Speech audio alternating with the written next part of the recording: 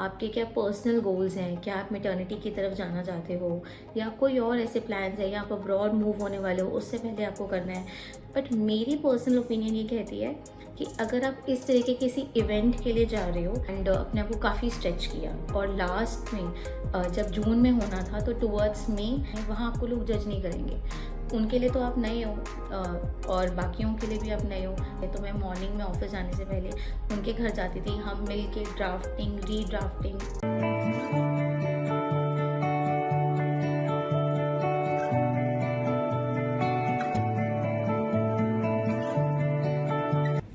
Hi everyone, I am Mehak Dhingra and you are watching my channel CA Mehak Dhingra Uncut।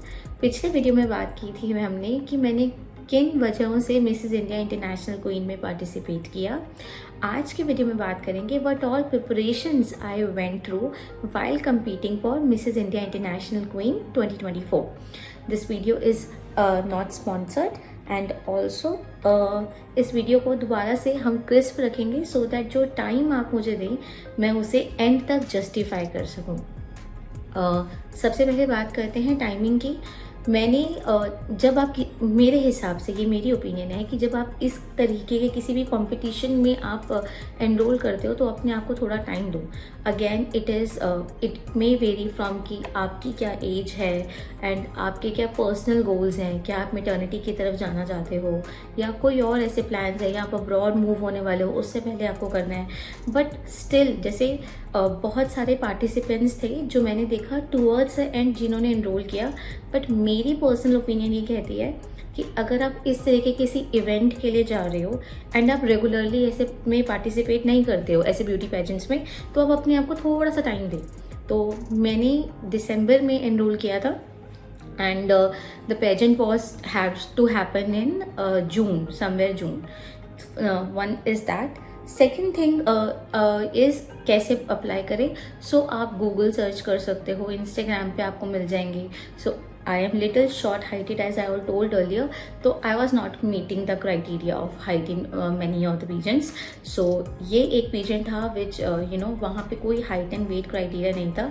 I will give the link in the description of the beauty pageant. उनके भी registration अभी चल रहे हैं next season के लिए। So the preparations, coming to the preparations, first is gym मैंने पहले ही ज्वाइन कर रखा था एंड मैं अपने जिम में रेगुलर नहीं थी, तो ये एक और रीज़न था why I enrol for such competition. तो एक कॉन्फिडेंस था एंड एक ये वेट का भी था। तो बिकॉज मेरी प्रोफाइल ऐसी है, बहुत सारी मीटिंग स्केड्यूल रहती है, तो जिम अक्सर मिस हो जाता है।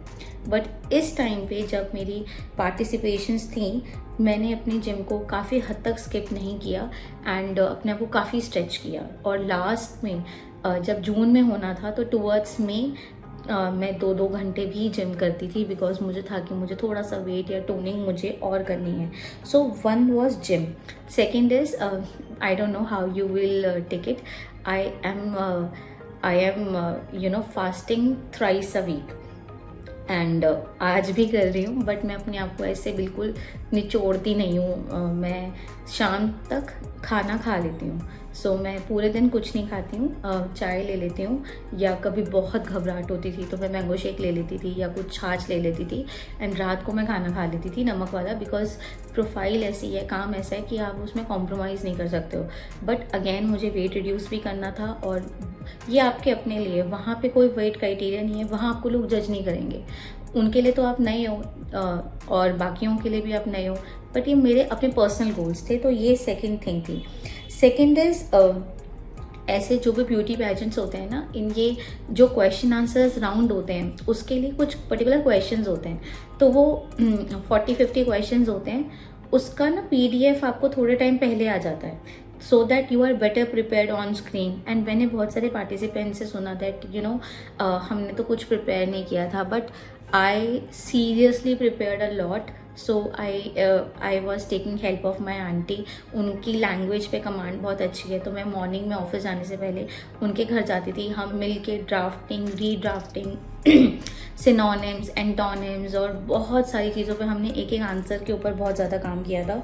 तो जो क्वेश्चन आंसर्स राउंड थे हमने उसको भी बहुत सीरियसली लिया था। सो तो क्वेश्चन ऐसे थे कि कि what you would like to give to the nature, और second generation, what would you do becoming a queen. तो ऐसे बहुत सारे क्वेश्चंस होते हैं। आपको उस टाइम लग सकता है कि यार ये तो बहुत ईजी क्वेश्चंस हैं, ये तो मैं कर लूँगी, बट जब हम स्टेज पे होते हैं ना तब आप ब्लैंक हो जाते हो और लोग बहुत अच्छे से प्रिपेयर करके भी आए होते हैं। तो हमें उधर देखना है कि जहाँ लोगों ने बहुत अच्छे से प्रिपेयर किया हुआ है, एंड वही वो चीज़, वो टाइम क्राइटेरिया आ जाता है। जो लोग टुवर्ड्स द एंड जिन्होंने पार्टिसिपेशन की होती है, आपको उनकी तैयारी दिख जाती है और आपको अपनी भी तैयारी दिख जाती है। And then I prepare for the interview round. Yes, तो मेरी इंटरव्यू राउंड वीडियो भी अपलोड हो गई है, तो आप देखोगे। हमने उसको बहुत सीरियसली अगेन हमने प्रिपेयर किया था, मैंने और मेरी आंटी ने। I am really thank you aunty for giving me so much time and without anything in return. I am really grateful for that. So हमने इंटरव्यू राउंड के लिए प्रिपेयर किया। हमने इंटरव्यू राउंड 2 थे, ठीक है। एक तो था जिसमें आपका ऑन स्क्रीन रिकॉर्ड होता है, तो उसके अंदर आपको अपना पूरा ब्रीफिंग देनी होती है, एंड लास्ट में आपको ग्रीटिंग देना होता है कि how you felt about the competition. तो वो 90 सेकेंड्स का था, वो एक प्रिपेयर किया था। एंड देन वही वाला जो Q&A वाला राउंड था, वो आपका एक पैनल के साथ इंटरव्यू होता है, वो हमने प्रिपेयर किया था। लास्ट इज द जो लास्ट राउंड था वो था टैलेंट राउंड। तो टैलेंट राउंड के लिए आप लोगों को हंसी आएगी सुन के। मुझे जब टैलेंट राउंड हुआ ना, तो मैं इतनी अंडर कॉन्फिडेंट थी उस टाइम पे, तो मुझे लगा मेरे अंदर तो कोई टैलेंट ही नहीं है। तो मैं फिर 1-2 दिन सोचती रही कि अब मैं बहुत अच्छा डांस करती थी अपने स्कूल टाइम पे। I was a state champion also, but when I gained some weight and lost some confidence, तो ना मैंने सोचा कि मुझे कौन डांस करते हुए देख के खुश होगा, एंड मेरे को डांस करने का बिल्कुल भी नहीं है। तो फिर आई थॉट व्हाट एल्स। फिर मेरे अंदर से एक आवाज़ आई कि कुछ तो कर ही सकती होगी, कुछ तो होगा तेरे अंदर में है, कुछ तो होगा। देन आई थॉट यार I am an author, yes I can write and that would be a very good reflection of my profession also. Then I thought of a poem. I wrote it myself. Again I took some help of aunty. उन्होंने मुझे editing के अंदर उसको refine, तो हमने ना बहुत बड़ी पोएम लिख दी थी। और मैंने बहुत इनसे जो मेरे कंपटीशन जिनके था उनका मैंने बहुत ज़्यादा सिर खाया कि मुझे ये 3 मिनट की पोएम करनी है, बट वो दे वर वेरी स्ट्रिक्ट कि 90 सेकेंड्स की है। So whatever you are preparing, पहले से आप टाइम पूछ के रखिए और उसके अकॉर्डिंगली प्रिपेयर करें। तो मेरे लिए उस बड़ी पोएम को री एडिट करना बहुत मुश्किल था।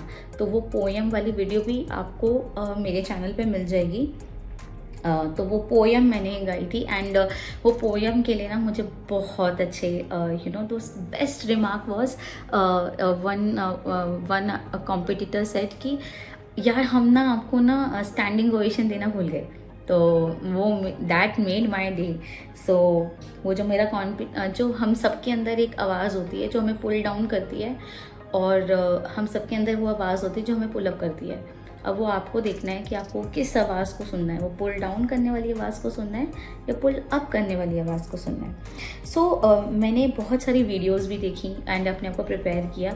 तो वहाँ पे ना ये जो पीजेंट्स होते हैं ना, ये बहुत फास्ट चलते हैं। तो यहाँ पे 3 to 4 डेज़ का स्टे होता है, एंड उसमें ही आपको वो सारी प्रिपरेशंस कराते हैं, एंड बहुत फास्ट चलता है। तो बेटर आप अपनी पैकिंग को भी ना बहुत अच्छे से करें, आप पहले से प्रिपेयर्ड होके जाएं। अब मैंने बहुत सारी यूट्यूब पे भी वीडियोस देखी थी, हालांकि मुझे बहुत ज़्यादा हेल्प नहीं मिली। जैसे वो कैट वॉक वीडियोस होती है, आपकी नॉर्मल वॉक होती है, वो आपसे कुछ अलग नहीं कराते हैं, बस उसको वो पॉलिश करते हैं। अगर आप थोड़ी सी भी देख के चले जाओगे ना, you will be able to do that. और मैंने पेंसिल, अभी मैं बताती हूँ मैं क्या क्या मैंने शॉप किया था, उसके ऊपर आते हैं। एंड मैंने बहुत सिस्टमाइज तरीके से चली हूँ, जो जैसे जैसे टाइम आता गया मैं अपने दिन को बहुत अच्छे से प्री प्लान करती थी, सो दैट मेरा जिम मिस ना हो, मेरा काम सफ़र ना करे, मैं अपने बच्चे को पूरे अच्छे से देख पाऊँ, घर को देख पाऊँ। एंड मुझे क्लीनलीनेस का भी थोड़ा कीड़ा रहता है, तो मैं बहुत प्लानिंग के साथ चलती थी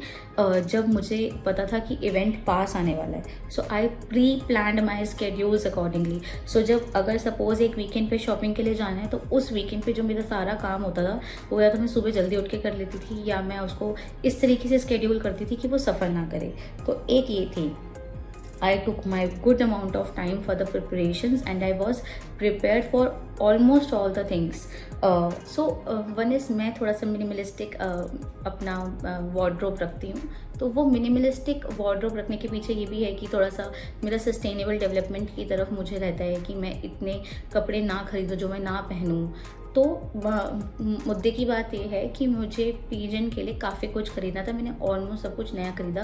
but the point I am trying to say is वो आपको ना पहले बता देंगे कि आपको जो राउंड होंगे, एक एथनिक राउंड हो सकता है और एक आपका गाउन राउंड हो सकता है, और आपका एक ये टैलेंट राउंड के लिए जो इंटरव्यू राउंड के लिए जो शूटिंग थी वही राउंड वो आपको दोबारा कैटवॉक के लिए वही पहनने के लिए कह सकते हैं। तो उससे ज़्यादा कपड़ों की ज़रूरत मुझे लगा थी नहीं, क्योंकि वो उनकी ना अपनी टी शर्ट्स और अपना स्लैश होता है और वो उसके साथ ब्लू जीन्स बोलते हैं या कुछ आपके दूसरे इवेंट के अकॉर्डिंगली हो सकता है। तो वो एक तरीके से आपकी 3 दिन के लिए वो यूनिफॉर्म बन जाती है। तो मैं इतने सारे कपड़े ले गई थी और वो मुझे पहनने का टाइम ही नहीं मिला। एंड अगर मैं पैकिंग की बात करूँ ना, तो एक जो गलती मैंने करी, मैंने ज्वेलरी बहुत कम कैरी करी थी। तो आप ज्वेलरी के 2 से 3 ऑप्शन रखो एंड आप अपने पास ना सब कुछ रखो अपने पास हैंडी, और आपके जो पैकिंग होनी चाहिए वो इस हिसाब से होनी चाहिए कि जिसके साथ आपने जो कपड़ों के साथ जो ज्वेलरी पहनी है आप उस हिसाब से करो। ये बात बहुत छोटी है बट इवेंट में ना सब कुछ इतना फास्ट चलता है कि आपके पास टाइम ही नहीं होता। एंड एक चीज़ जो मैं भूल गई थी, मेडिसिन्स। तो ये क्योंकि बहुत फास्ट चलते हैं, आपको गैस्ट्रिक इशू हो सकता है, आपको स्टमक एक हो सकता है, आपको हेडेक हो सकता है। तो ये कुछ चीज़ें थी जो मैं भूल गई थी। एंड आप अपने पास हील्स के भी 1-2 ऑप्शन रखो, उसकी सपोज़ अगर आपका दर्द हो जाता है, कुछ हो जाता है, तो आप चेंज कर सको और वही हील्स कैरी करो जिसमें आप सबसे ज़्यादा कंफर्टेबल हो। तो ये एक चीज़ थी जो मैंने ध्यान रखा। एंड लास्ट इज़, जैसे जैसे इवेंट पास आता है ना, बहुत हिकअप्स आते हैं, तो आपको अपने आप को पॉजिटिव रखना है। उस टाइम ज़्यादा हिकअप्स आने लगते हैं कि लोग क्या कहेंगे, ये होगा वो होगा, तो वो हमारा वो जो माइंड है ना हमारे साथ खेलना शुरू करता है। आपको इसी चीज़ को रखना है कि आपने क्यों इनरोल किया था। अब आपने इनरोल अगर कर लिया है तो मेरे हिसाब से आप उसको पुल बैक मत करो, just go for it and enjoy with the girls you are going to meet, you will make a very good friends. और कुछ नहीं होगा तो एक्सपोजर होगा। और मैं हमेशा अपने आप से भी यही कहती हूँ कि अगर मैं कोई काम गलत नहीं कर रही हूँ ना, तो उसका नतीजा गलत हो नहीं सकता। तो गलत काम का ही नतीजा गलत होता है। और यहाँ पे ऐसा कुछ नहीं है, आपको अपना टैलेंट दिखाने के लिए मिलता है, आप दूसरे लोगों से मिलते हो, आप वो कर रहे हो जो दूसरे नहीं कर रहे हैं। तो कोई ऐसी वजह नहीं है कि आपको ऐसे कॉम्पिटिशन्स के लिए नहीं जाना चाहिए। I hope I am able to justify the time you have spent on this video. If you like this video, please like, share and subscribe to CA Mehek Dhingra Uncut. Bye.